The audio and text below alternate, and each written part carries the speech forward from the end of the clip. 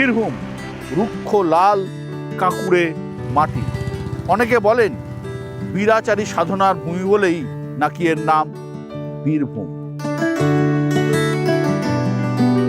অনেকে আবার বলেন বীরের ভূমি বলেই নাম বীরভূম।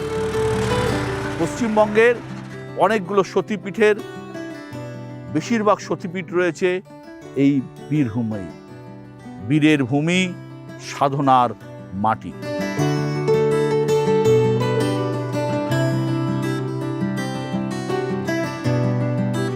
রাঙামাটির এই জেলার নানান রূপও আছে।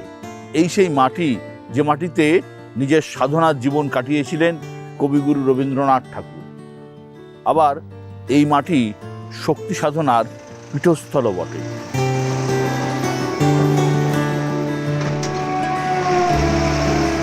শক্তিপীঠের এই মাটিতে রাজনৈতিক শক্তির সমীকরণ বুঝতেই আমি হাজির বীরভূমে ভোটের ভবিষ্যৎ নিয়ে।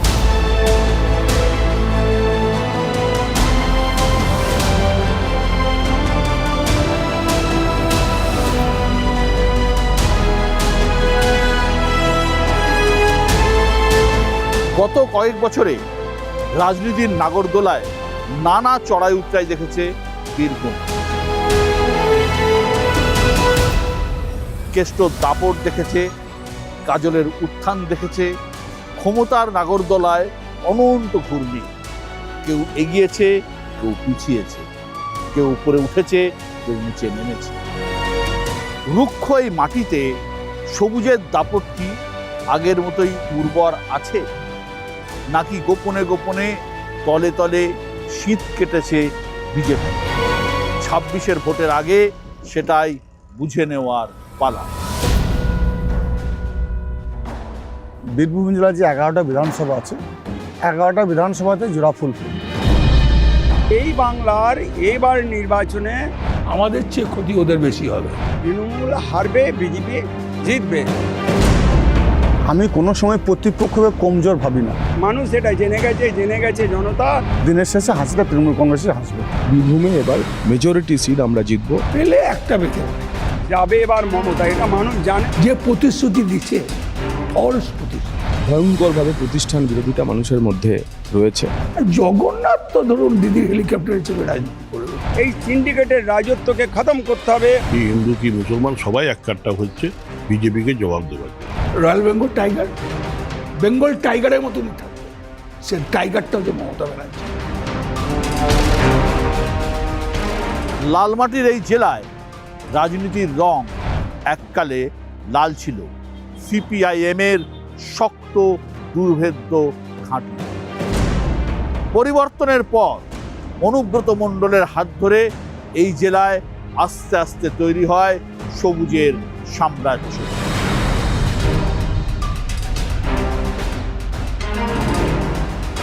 দেখুন, বীরভূমে সংগঠন কিন্তু আমি মনে করি সব জায়গার চেয়ে বীরভূমের সংগঠন কিন্তু ওকে। আমি যখন ছিলাম না তখনও কিন্তু ভালো রেজাল্ট হয়েছে আমার নাম করে, আমার ছবি দিয়ে। এবং দিদির বীরভূমে মেন পরিচিত হচ্ছে দিদির মুখটা বীরভূমে খুব কাজে লাগে, যেহেতু দিদির বীরভূম বাড়ি। দিদিকে সবাই শ্রদ্ধা করে, ভালোবাসে। আর এই সংগঠন আমি 77 সাল থেকে করে আসছি। গাই বছরে ভোট করেছিলাম গৌরী চলে। আমি গ্রাম থেকে জিতে এসেছিলাম, আমার মনে আছে। আমি বোলপুর শহরে এসে হেরে গেছিলাম 500 ভোটে, 553 ভোটে হেরে গেছিলাম। তো এই সংগঠন আমার জিত ছিল যে সিপিএমকে তাড়াবো, আমি তাড়াতে পেরেছি। তার মানে আপনি বলছেন আপনি একমাত্র লোক যিনি এমএলএ হননি, যিনি এমএলএ টিকিট ফিরিয়ে দিয়েছেন, এমপির টিকিট ফিরিয়ে দিয়েছেন, আপনাকে রাজ্যসভায় বলা হয়েছে তাও ফিরিয়ে দিয়েছেন। আমি রাজ্যসভায় দাঁড়াতে আসিনি, কারণ ওটা আমার নেশা নয়। আমার নেশাটা হচ্ছে মানুষের সঙ্গে থাকা, মানুষের পাশে থাকা। এটাই কিন্তু অরিজিনাল আমার নেশা। এবারের ভোটে কী হবে তুমি দেখা, আমি তোমাকে বলে দিয়েছি খুব পরিষ্কার। ওরা ভাবছে 2-3টে পাবো, পেলে একটা পেতে পারে। না না না, আমি বিশ্বাস করি না। তার কারণ গতবারে 2021-এ একটা পেয়েছিল বিজেপি, দুবরাজপুর। আমার তো মনে হয় 3 থেকে 4টে সিটের চাপ রয়েছে। যেমন আমাকে একটা নাম বলুন। আমার মনে হয় সিউড়ি সিট চাপ রয়েছে। সিউড়ি জিতে গেছে, চ্যালেঞ্জ করলাম। ময়ূরেশ্বর ও জিতে গেছে। রামপুরহাট রামপুরহাট আশিস আরামসে জিতে যাবে। তোমার সাংবাদিক যারা আছে তাদের জিজ্ঞেস করো, যদি রামপুরহাটে ক্যান্ডিডেট হতো তাহলে ব্যাপার ছিল। ক্যান্ডিডেটটা হয়েছে ধ্রুব সাহা, যার গ্রহণযোগ্যতা অনেক কম। কেষ্টদা, বীরভূমের সংগঠন কি আগের মতোই আছে তৃণমূল কংগ্রেসের? একটু ক্ষতি হয়েছে, কারণ আমাকে জেলা প্রেসিডেন্ট সরিয়ে দেওয়ার পর থেকে মানুষ একটা সেন্টিমেন্ট নিয়েছে। আমি চুরি করি নাই, ডাকাতি করি নাই, খালি বিজেপিতে গেলাম না বলে আমাকে আমার মেয়েকে জেল কাটাবে, সেটা বিভিন্ন মানুষ। আমি তোমার এখানকার সাংবাদিকদের জিজ্ঞেস করলে পেয়ে যাবে। কেষ্টদা, তুমি দীর্ঘদিন জেল থেকে ফিরে আসলে, তুমি বীরভূমের রাজা ফিরেছে, রাজার রাজপাট কি আগের মতো আছে? বীরভূমের সংগঠনে যা আছে কেউ থাপা মারতে পারবে না। মোটামুটি দিদি বা অভিষেক যে পরিমাণে এসছে তাতে কিন্তু বীরভূমকে নড়ানো শক্ত আছে।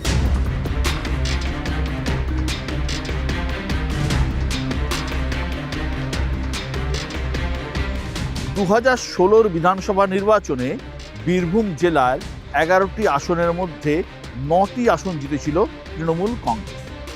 2021 বিধানসভা নির্বাচনে আসন বেড়ে হয় 10টি, একটি আসন জেতে বিজেপি, সেটা হচ্ছে দুবরাজপুর। 2024 লোকসভা ভোটের সময় এই জেলার 2টি লোকসভা আসনই জিতে নেয় তৃণমূল কংগ্রেস। সময়ের সঙ্গে সঙ্গে অজয় নদীর স্রোতের জলও বয়ে গেছে অনেকখানি। প্রশ্ন একটাই, বীরভূমে কি এখনো অটুট আছে সবুজের মাটি? দেখুন, যা হবে সে তো মানুষ জানে, কিন্তু আমি মাটিতে গিয়ে যা বুঝতে পারছি, চরম প্রবল ভয়ঙ্করভাবে প্রতিষ্ঠান বিরোধিতা মানুষের মধ্যে রয়েছে। বীরভূমের পাটিগণিত এবং এসআইআর পরবর্তী রসায়ন দুটোই সম্পূর্ণভাবে আমাদের পক্ষে আছে, এবং সেই সঙ্গে তৃণমূলের ভেতরের যে মারামারি, সেই মারামারি স্বয়ং মুখ্যমন্ত্রী এসেও নিয়ন্ত্রণ করতে পারেননি। যে বিজেপি যেভাবে নক্কারজনকভাবে নির্বাচন কমিশনের কাছে নাম কেটেছে, তাই যাদের নাম আছে তারা এটাকে চ্যালেঞ্জ হিসাবে নিয়েছে এবং ডবল শক্তিতে তৃণমূলের কাজ করছে। বীরভূমে এবার মেজরিটি সিট আমরা জিতব, এবং তার প্রমাণ আমরা গত 9 এপ্রিল প্রধানমন্ত্রী শ্রী নরেন্দ্র মোদীজির সিউড়ির যে জনসভা, সেখানে আমরা দেখেছি। এককালে বীরভূমের রাজনীতি মানেই ছিল অনুব্রত মণ্ডল ওরফে কেষ্ট মণ্ডল, চড়াম গুড় বাতাসা। এহেন প্রবল ক্ষমতাধর কেষ্টকে 2022 সালে গরু পাচার মামলায় গ্রেপ্তার করে সিবিআই। দীর্ঘ সময় জেলে ছিলেন কেষ্ট, তিনি জেল থেকে ছাড়া পেয়েছেন, ঘরে ফিরেছেন, রাজনীতিতেও ফিরেছেন, কিন্তু কেষ্টর আগের রাজপাট অটুট আছে কি? এক সময় ভোটের বাংলা সরগরম করত তোমার নামে, তুমি একটা লাইন বেঁধে দিতে, যেমন গুড় বাতাসা, চড়াম খেলা হবে। এখনো বলছি, হ্যাঁ, Bengal is the royal Bengal, royal Bengal গর্জনী। অনুব্রত মণ্ডল ফিকে হয়ে গেছে। গরু চুরি, কয়লা চুরি এবং নানান দুর্নীতির সঙ্গে যুক্ত অনুব্রত মণ্ডল জেল খেটে আসার পর থেকে সে আজকে সেই ধরনের তার কথাবার্তা, চরম গুড় বাতাসা, যা নকুল দানা যাই বলেছে সবগুলো সে এখন ভুলে গেছে। কেষ্টর অনুপস্থিতিতে এই জেলায় যার মুখ সব থেকে বেশি উজ্জ্বল হয়ে উঠেছে তিনি হলেন কাজল শেখ, বর্তমানে বীরভূম জেলা পরিষদের সভাধিপতি, নানুরের বাসিন্দা। এবারে বিধানসভা ভোটে লড়ছেন হাসন কেন্দ্র। বীরভূমের তৃণমূলের জমি কি আগের মতো পোক্ত আছে? অনেকে তো বলছে বিজেপির আসন বাড়বে।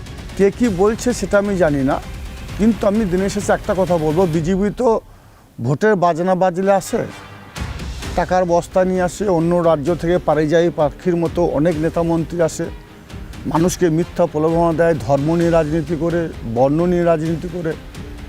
কিন্তু আমরা 365 দিন মানুষের সুখ দুঃখ আপদ বিপদে মানুষের পাশে থাকি। স্বভাবতই বীরভূম জেলার মানুষ মমতা বন্দ্যোপাধ্যায়, অভিষেক বন্দ্যোপাধ্যায়ের সঙ্গে ছিল, আছে, থাকবে।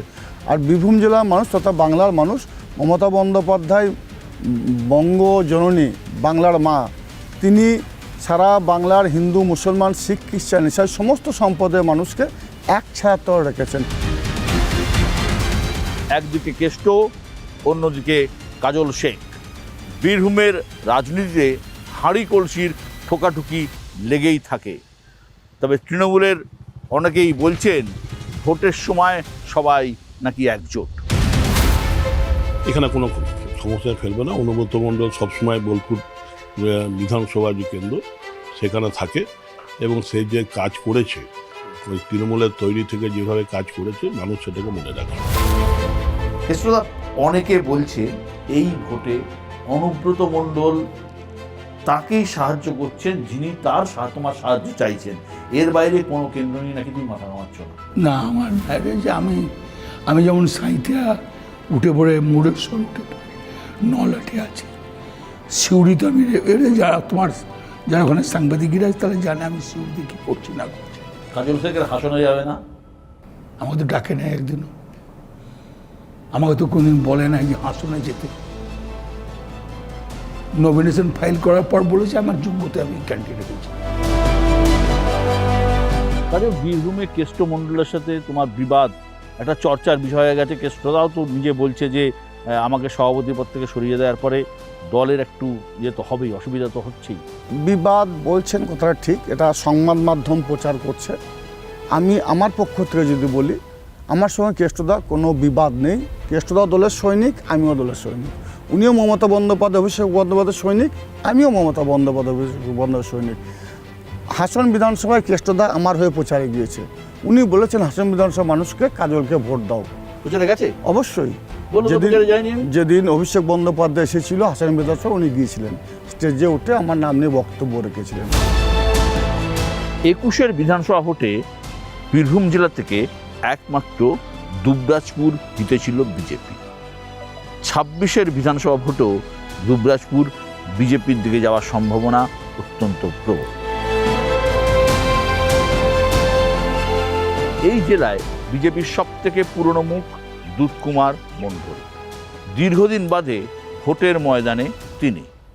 2011 সালে তিনি ময়ূরেশ্বর থেকে ভোটে লড়েছিলেন, 2016 সালে লড়েছিলেন রামপুরহাট থেকে, আর 2019 সালে তিনি বীরভূম থেকে লোকসভায় প্রার্থী হয়েছিলেন। কোনোবারই জিততে পারেননি দুধকুমার।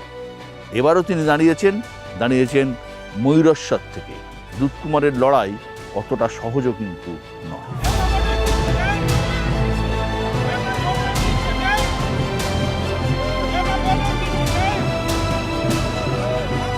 এবছরের এই লড়াইয়ের মাঠ ছেড়ে অভিজিৎ রায় এখনই পালিয়ে গেছে এবং ভোটের ফল ঘোষণার পর অভিজিৎ রায়ের আর টিকিটাও পাওয়া যাবে না। কারণ এই জেলার, এই বিধানসভার মানুষ এবার নিশ্চয় করে নিয়েছে এবার পশ্চিমবাংলার সরকারকে পাল্টাতে হবে এবং পশ্চিমবাংলার এই বিধানসভায় আমরা যারা 91 সাল থেকে শুধু অত্যাচারিত হয়েছি, ঘর ছাড়া হয়েছে, আমাদের ছেলেদের ঘর বাড়ি ভেঙে চুরে একাকার করে দেওয়া হয়েছে, সেখানে এবছরের নির্বাচনে মাঠে আমি নামার পর থেকেই তারা উজ্জীবিত হয়েছে। তারা প্রতিশোধ নেওয়ার জন্য নয়, প্রতিরোধ এবং প্রতিবাদ জানানোর জন্যে, ব্যালট বক্সে প্রতিবাদ জানানোর জন্য এবছরের নির্বাচনে বিপুল বিপুল বিপুল সাড়া জাগিয়েছে এবং এবছরে এই সরকারের বিধানসভার এই সিটও পরাজিত হবে এবং সরকারকে নিশ্চিত করে এবার বঙ্গোপসাগরে ছুড়ে ফেলবে। বীরভূমে বিজেপি আছে, কিন্তু সেই দাপট নেই। 2021-এর বিধানসভা নির্বাচনে এই জেলা থেকে বিজেপি পেয়েছিল 39% ভোট। 2024-এর লোকসভায় সেই ভোট শতাংশ কমে দাঁড়ায় 38%। বিজেপির উপস্থিতি থাকলেও ভোটে কিন্তু সাফল্য মেলেনি।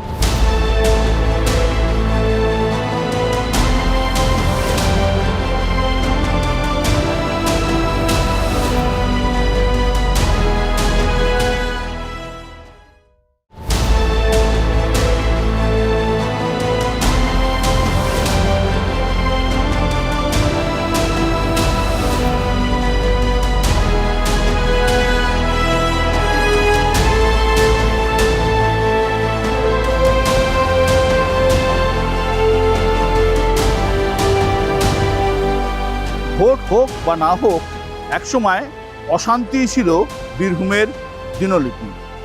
বোমা, গুলি, রক্তারক্তি। বিরোধীরা মাথা তোলার চেষ্টা করলেই সিপিএমের আমলে শক্ত হতো বজ্রমুষ্টি।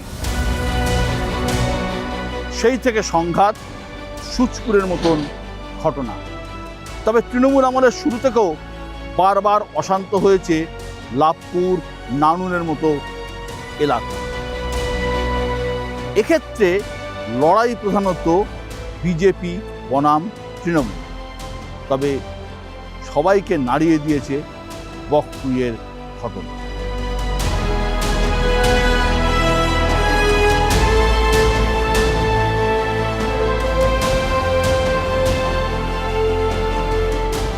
সিউড়ির তৃণমূল বিধায়ক ছিলেন বিকাশ রায়চৌধুরী। এবার এই কেন্দ্রে দল তাকে টিকিট দেয়নি। এই কেন্দ্রে এবার লড়াই চট্টোপাধ্যায় বনাম চট্টোপাধ্যায়, তৃণমূলের উজ্জ্বল চট্টোপাধ্যায় বনাম বিজেপির জগন্নাথ চট্টোপাধ্যায়। তৃণমূলের ঘরোয়া টানাপোড়েন এই কেন্দ্রে এবার লড়াইকে হাড্ডাহাড্ডি পর্যায়ে নিয়ে গিয়েছে। প্রার্থী সুবিধা মানে গত বিধানসভার 2 মে 2021 যে ফল ঘোষণা হয়েছিল, আমি সামান্য ব্যবধানে হেরে গেছিলাম, 2% মার্জিনে হেরে গেছিলাম। আমি 3 মে 2021 থেকে সিউড়ির জন্য পড়ে আছি। যে প্রায় 1 লক্ষ মানুষ আমায় ভোট দিয়েছিল, আমি তাদের জন্য শিয়ালদা সিউড়ি মেমু এক্সপ্রেস করেছি, যা সিউড়িবাসীর দীর্ঘদিনের দাবি ছিল যে ভোরবেলা শহরে ট্রেনে উঠবো, সারাদিন কাজ করব, সন্ধেবেলায় আবার ট্রেনে চড়ে সিউড়ি শহরে আসবো। 2016 বিধানসভা ভোটে হাসন কেন্দ্র থেকে জিতে বিধায়ক হয়েছিলেন কংগ্রেসের মিল্টন রশিদ। এবারও এই কেন্দ্রে প্রার্থী তিনি। তবে বীরভূমের এই রাজনৈতিক লড়াইয়ে এবারও কংগ্রেস বা সিপিএম খুব একটা ফ্যাক্টর হবে বলে মনে করছেন না কেউ। বাঙালির কাছে বীরভূম মানেই শান্তিনিকেতন, কবিগুরুর ঠিকানা, বাঙালিয়ানার আশ্রয়। সেই শান্তিনিকেতনকে ছুঁয়ে গেছে ভোটের উত্তাপে।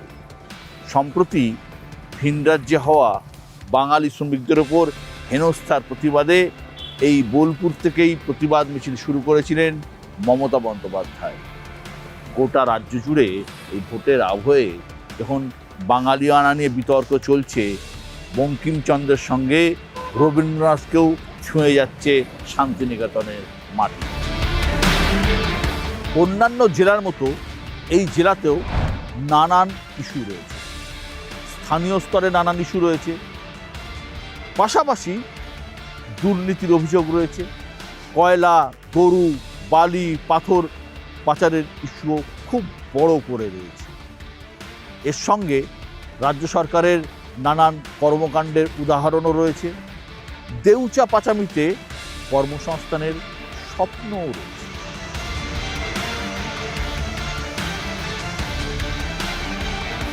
তবে ইস্যুর থেকেও বীরভূমে সব থেকে বড় ফ্যাক্টর হলো নেতা। এসআইআরের নাম বাদ যাওয়া নিয়ে চর্চাও রয়েছে, কিন্তু খুব বেশি জোরালো নয় সেসব আলোচনা। তোমার অনুপস্থিতিতে রাজ্যে দুটো ভোট হয়েছে, একটা পঞ্চায়েত ভোট আর একটা লোকসভা। দুটোতেই তৃণমূল ভালো ফল করেছে। হ্যাঁ, তোমার 9টা পঞ্চায়েত হেরেছে, 13টা পঞ্চায়েত হেরেছে।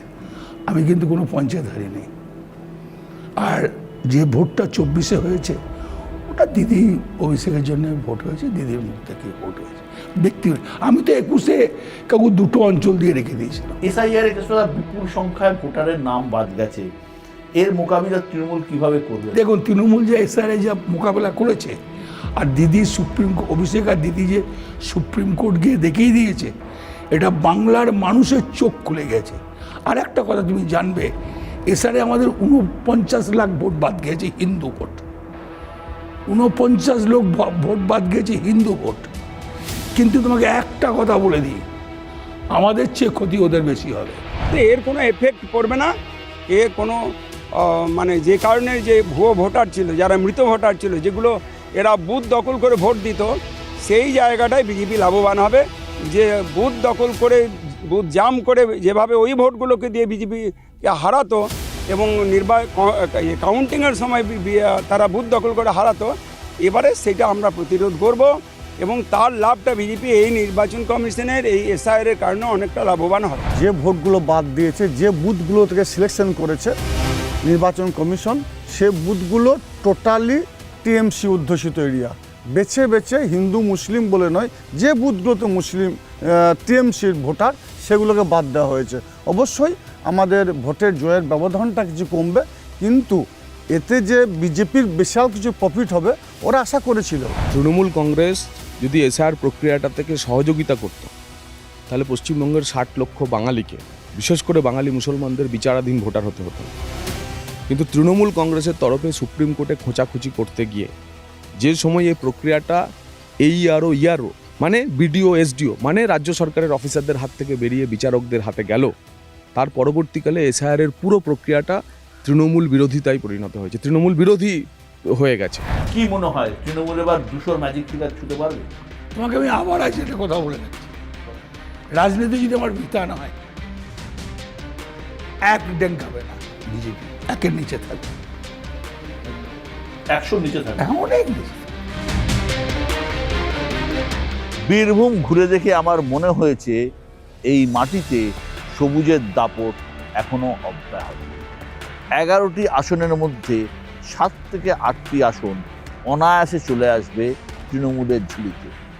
তবে এই জেলায় বিজেপির সাংগঠনিক শক্তি ক্রমশ বাড়ছে, একই সঙ্গে তৃণমূলের অভ্যন্তরীণ কলহও বাড়ছে। সেটা না থামালে 1 থেকে বেড়ে বিজেপি 3 এমনকি 4ও হয়ে যেতে পারে বীরভূম জেলা।